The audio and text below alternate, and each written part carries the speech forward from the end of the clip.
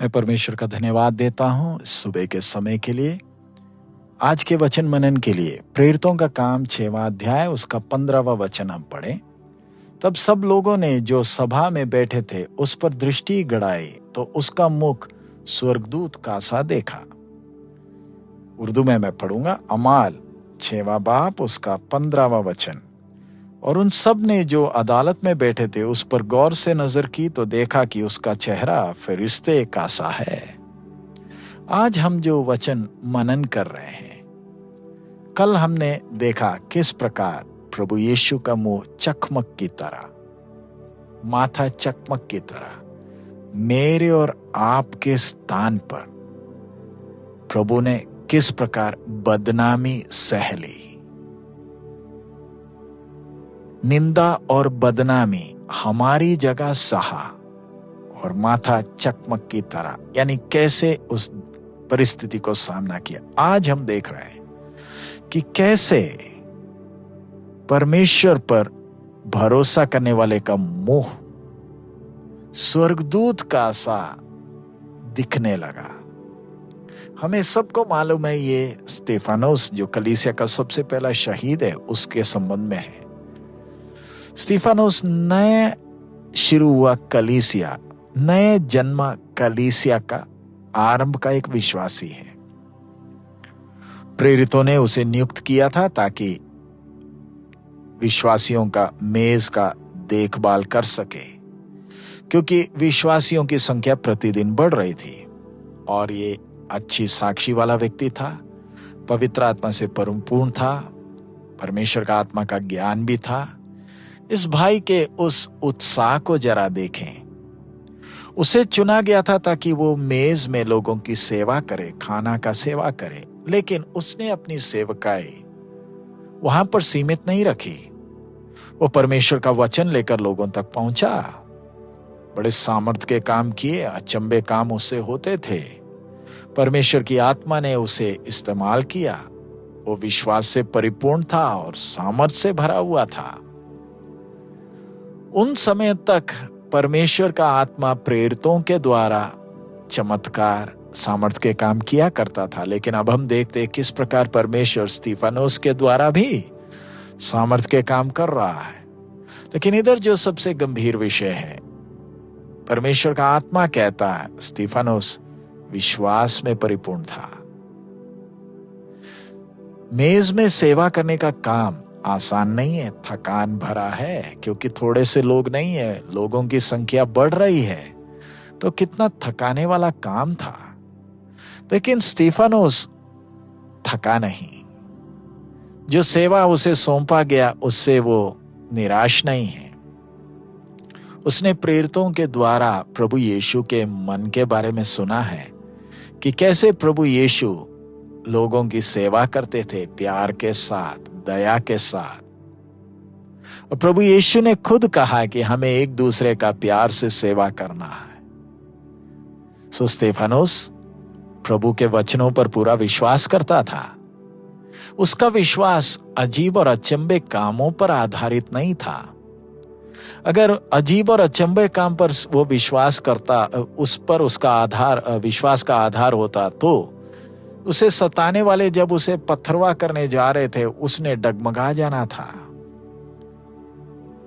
स्तेफानोस का विश्वास यीशु पर है।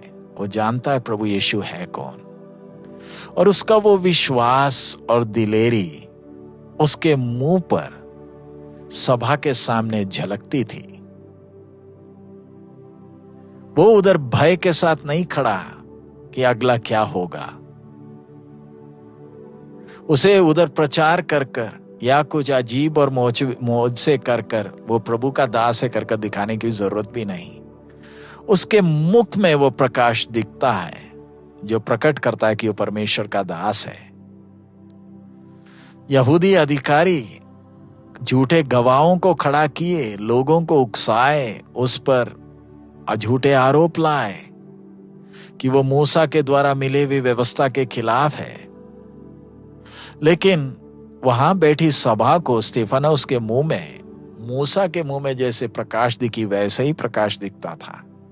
उन्होंने याद किया होगा ना, व्यवस्था में लिखा है ना, मूसा का मुंह कैसे महिमा से प्रकाशित हुआ। और ऐसा मुंह जिसमें परमेश्वर की महिमा प्रकट होती है, स्वर्गदूतों जैसा चमकता है, उन व्यक्तियों की विशेषता क्या है? वो परमेश्वर की उपस्थिति को एहसास करते हैं, आनंदित होते हैं। प्रभु यीशु ने कहा, मैं जगत की ज्योति हूं। और अगर एक व्यक्ति यीशु पर विश्वास करे और उसमें बसा रहे, तो उसके मुंह में से परमेश्वर की महिमा की झलक दिखेगी। बेशक उस व्यक्ति का बाहर का शोभा प्राकृतिक तौर पर उतना खूबसूरत ना हो, शरीर कमजोर हो, दुनियावी तौर पर उतना खूबसूरत नहीं है, लेकिन ऐसे मुंह से परमेश्वर की महिमा झलकती है। उसके सताने वाले उसके खिलाफ झूठे आरोप लाए, लेकिन कोई भी शैतान का कोई भी हथियार उसके प्रकाशित मुंह को निराश नहीं कर पाया। आइए हम अपने आप को जांच कर देखें, क्या हमारा मुख भी परेशानी, सताव और क्लेशों के बीच में क्या परमेश्वर की महिमा प्रकट करता है? या क्या हम आज भी मौजों की तलाशी में, इंतजारी में हैं? और अगर मौज से नहीं होते तो क्या हमारा मुंह निराश होता है? हमारा मुख हमारे अंदर के व्यक्ति का आईना है। अगर हमारा अंदर का व्यक्ति परमेश्वर की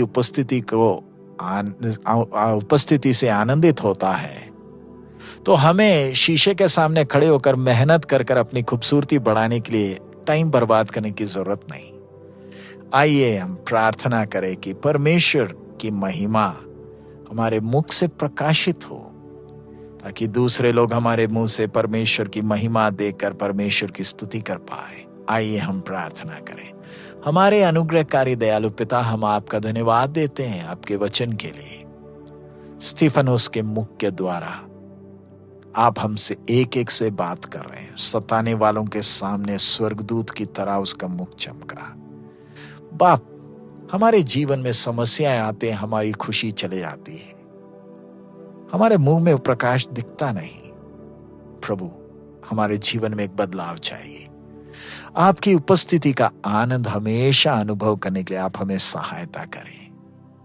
हमारा भीतरी मनुष्य आपकी उपस्थिति को एहसास कर सके और हमें मालूम है कि आप जब जगत की ज्योति हैं, हमारा मुख से, प्रभु, हमारे मुख से आपका प्रकाश चमकेगा। हमारे सताने वाले, हमारे पड़ोसी, हमें जो भी देखे वो आपकी महिमा देख सके, उसके लिए हम अपने आप को सौंपते हैं।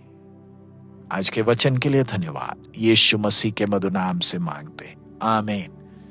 प्रभु, हम एक एक को सहायता करें कि हम इन दिनों में हमारा मुख भी प्रभु की महिमा को प्रकट कर सके। जो भी हमें देखे, परमेश्वर की महिमा को देखें।